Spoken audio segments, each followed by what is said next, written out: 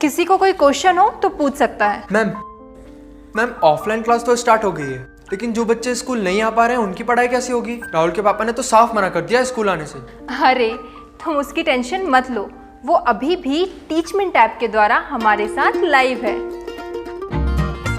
शहर शहर गांव गांव अब टीचर्स ले रहे हाइब्रिड क्लास टीचमेंट के यूनिक फीचर्स के साथ। हेलो बच्चों, स्वागत है आपका एक और नई वीडियो में। तो बच्चों, आज का वीडियो आपके लिए बहुत ही इंपॉर्टेंट होने वाला है, क्योंकि आज हम आपके लिए लेकर आ चुके हैं प्री बोर्ड एग्जाम 2022 कक्षा 12वीं के विषय भूगोल के बारे में। तो बच्चों, आप सभी लोग वीडियो में लास्ट तक जरूर बने रहिएगा। वीडियो को स्टार्ट करने से पहले अगर आपने अभी तक हमारे चैनल को सब्सक्राइब नहीं किया है तो चैनल को सब्सक्राइब जरूर कर लें और बेल आइकन को भी प्रेस कर लें, जिससे आपको हमारे आने वाले लेटेस्ट वीडियो की नोटिफिकेशन मिल सके। तो बच्चों, अगर आपको इस वीडियो के बारे में कोई भी जानकारी चाहिए होगी तो आप गूगल पर जरूर सर्च करिएगा। nityastudypoint.com पर आपको इसकी PDF डाउनलोड हो जाएगी। तो देख लेते हैं इसमें क्या दिया हुआ है। इसमें रेड जल के अनुसार मानव भूगोल की परिभाषा। मानव भूगोल मानव समाज और धरातल के बीच संबंधों का संश्लेषित अध्ययन है। प्रश्न नंबर देखिए, अगला दिया हुआ है इसमें। जलवासी पशु चरण एक प्राचीन जीवन निर्वाहक व्यवसाय है, जिसमें पशु चारक अपने भोजन, वस्त्र, शरण, औजार एवं यातायात के लिए अपने पशु पर निर्भर करता है। पशु चारक पानी एवं चरगाहों की खोज में मैदानी भागों तथा पर्वतीय क्षेत्रों में लंबी दूरी तय करते हैं। प्रश्न क्रमांक 8वां दिया हुआ है। स्थानांतरीय कृषि की दो विशेषताएं। पहला, स्थानांतरीय कृषि मानवीय श्रम का अधिकतम उपयोग होता है तथा मशीनरीकरण का पूर्णतः अभाव होता है। दूसरा, इस कृषि में वर्ष में 2 या 3 फसलें की जाती हैं। तीसरा, इस कृषि में केवल खाद्यान्न फसलों का उत्पादन किया जाता है। अगला देखिए, तीसरा दिया हुआ है। इस कृषि में केवल खाद्यान्न फसलों का किया जाता है। प्रश्न क्रमांक 9 का उत्तर दिया, कृषि आधारित उद्योग। पहला है धान एवं दालें गन्ना। दूसरा है गेहूँ एवं अन्न अनाज पीसना। तीसरा है मधुमक्खी पालन उद्योग। चौथा है दूध व्यवसाय। पाँचवा है मुर्गी पालन। प्रश्न नंबर देखिए 10वां दिया हुआ है हमारा। मानव बस्ती एक स्थान जो स्थायी रूप से बसा हुआ तो उसे मानव बस्ती कहते हैं। प्रश्न क्रमांक 11वां है। मुख्य श्रमिक वह व्यक्ति जो एक वर्ष से कम 183 दिन काम करता है, मुख्य श्रमिक कहलाता है। 12वां दिया हुआ है। गैरिसन नगर एक प्रकार के सैनिक नगर होते हैं जिनका विकास ब्रिटिश काल में अंग्रेजी शासकों द्वारा हुआ था। इन नगरों में सैनिक अभ्यास, प्रशिक्षण, आवास, कार्यालय तथा सेना संबंधी अन्य कार्य मुख्य रूप से किए जाते हैं। इन्हें छावनी भी कहते हैं। अम्बाला छावनी, जालंधर, मेरठ छावनी, फिरोजपुर छावनी, महू, बबीना आदि इस प्रकार के नगरों के उदाहरण हैं। प्रश्न क्रमांक देखिए 13वां दिया हुआ है। दावाग्नि या वनों की आग के कारण राख, धुआं, गैस इत्यादि वायु को प्रदूषित करते हैं। दलदली क्षेत्रों में जैविक पदार्थों के सड़ने के कारण मीथेन गैस वायुमंडल को दूषित करती है। इसके अतिरिक्त कोयला, उल्कापात, सूक्ष्मजीव परागण कर समुद्री खनिज भी वायु प्रदूषण में अहम भूमिका निभाते हैं। प्रश्न क्रमांक 14 का जनसंख्या अवसर को प्रभावित करने वाले 3 प्रमुख भौगोलिक कारण निम्न हैं। पहला, जल की उपलब्धता। मानव उन क्षेत्रों में बसने को प्राथमिकता देते हैं जहाँ जल आसानी से उपलब्ध होता है। दूसरा, भू आकृति।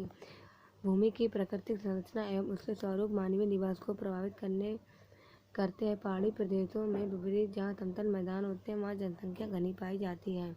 तीसरा है जलवायु। मानव उन्हीं भागों में रहना पसंद करता है जहाँ की जलवायु उन्हें स्वास्थ्य तथा व्यवसाय के लिए अनुकूल होती है। प्रश्न क्रमांक 15वां दिया हुआ है हमारा। छोटे एवं बड़े पैमाने के उद्योग में निम्नलिखित अंतर है। क्रमांक, छोटे पैमाने में उद्योग, लघु उद्योग। बड़े पैमाने के उद्योग, बृहद उद्योग। देखिए दिया हुआ है। पहला पॉइंट दिया हुआ है, छोटे पैमाने के उद्योग में इन उद्योगों में शक्ति से चलने वाली छोटी छोटी मशीनों का प्रयोग किया जाता है। बड़े पैमाने में इन उद्योगों में शक्ति चालित बड़ी बड़ी मशीनों का उपयोग किया जाता है। दूसरा, इन उद्योगों में अर्ध कुशल श्रमिकों द्वारा कार्य किया जाता है। इन उद्योगों में कुशल श्रमिकों द्वारा कार्य किया जाता है। तीसरा पॉइंट है, इन उद्योगों में कम मात्रा में पूंजी का निवेश होता है। इन उद्योगों में अधिक मात्रा में पूंजी का निवेश होता है। प्रश्न क्रमांक 16 का उत्तर दिया ग्रामीण जनसंख्या तथा नगरीय जनसंख्या में अंतर। ग्रामीण जनसंख्या में दिया हुआ किसी देश की कुल जनसंख्या का वह भाग जो गांव में रहता है ग्रामीण जनसंख्या कहलाता है। नगरीय में किसी देश की कुल जनसंख्या का वह भाग जो छोटे और बड़े नगरों में रहता है नगरीय जनसंख्या कहलाता है। दूसरा, विश्व की जनसंख्या का 53% भाग गाँव में रहता है। विश्व की जनसंख्या का 47% भाग नगरों में रहता है। इसके बाद देखिए अगला दिया हुआ है, इसका अगला पॉइंट है ग्रामीण जनसंख्या की वृद्धि दर नगरीय जनसंख्या की अपेक्षा निम्न में होती है।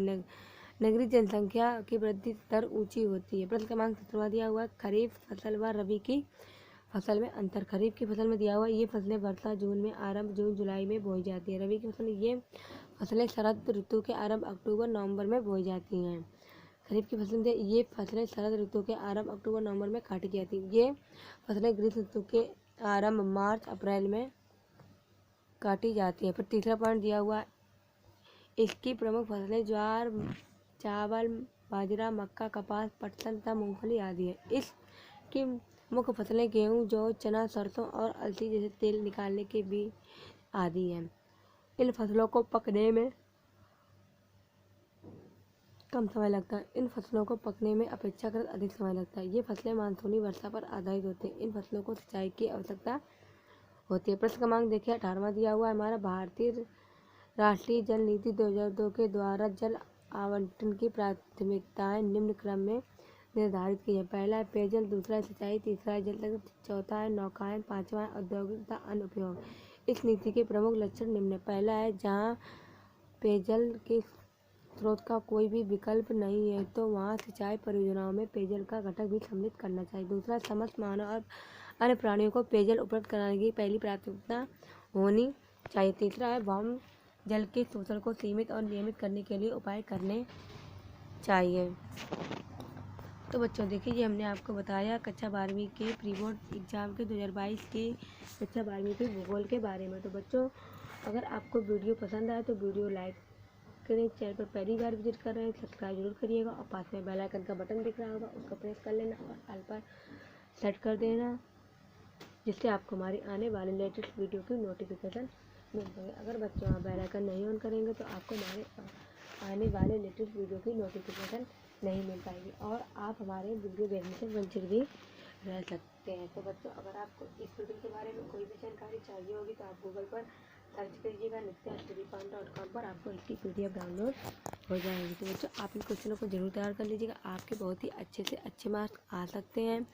तो हम आपके लिए ऐसे ही और भी प्री बोर्ड एग्ज़ाम के पेपर आपके लिए लाते रहेंगे। तो मिलते हैं एक नए वीडियो के साथ। Thanks for watching video.